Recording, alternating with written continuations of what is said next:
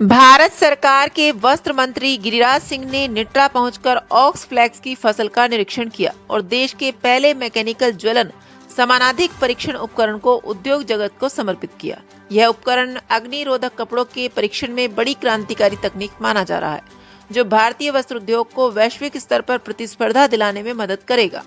मंत्री जी ने कहा कि ऑक्स फ्लैक्स की फसल का भविष्य बेहद उज्जवल है और भारत में वस्त्र जगत को नई दिशा देने वाला क्रांतिकारी फाइबर साबित होगा।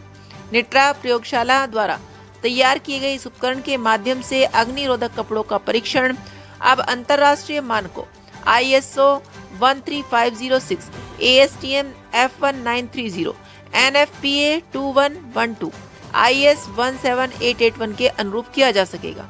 ऑक्स फसल की खेती में बहुत कम पानी की आवश्यकता होती है, कीटनाशक नहीं लगते और एक बार बुआई के बाद 90 से 100 दिनों में उच्च गुणवत्ता वाला फाइबर तैयार किया जा सकता है। मंत्री जी ने कहा कि यह फसल विकसित भारत के पर्यावरण अनुकूलन कृषि मॉडल के लिए अत्यंत महत्वपूर्ण साबित होगी। उन्होंने बताया कि प्रधानमंत्री नरेंद्र मोदी का लक्ष्य किसानों को आत्मनिर्भर बनाना है और ऑक्स जैसी फसलों के माध्यम से किसानों की आय बढ़ाने की दिशा में यह बड़ा कदम है।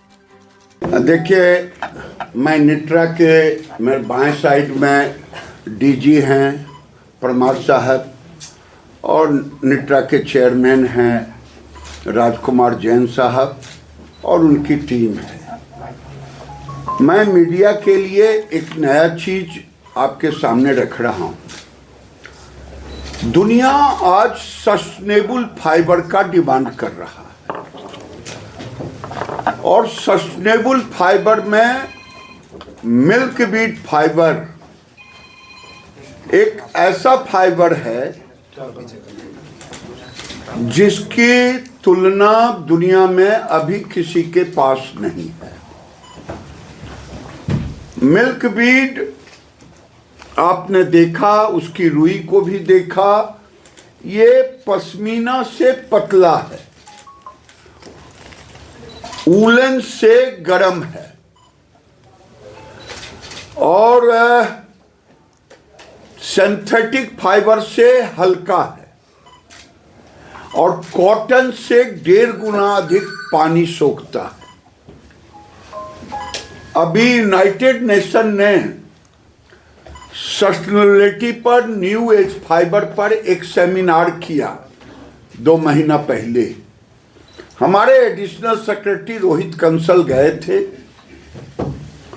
जब लौट के आए तो उन्होंने हमने पूछा कि क्या हुआ, तो कहा 2 ही सस्टेनेबल फाइबर है अभी उनके एजेंडा में, जिसका नाम न्यू एज फाइबर दिया। एक है पेट बोतल के रिसाइकिल, एक है cotton recycle. All news update के लिए लाइक और सब्सक्राइब करें स्टार एक्सप्रेस न्यूज।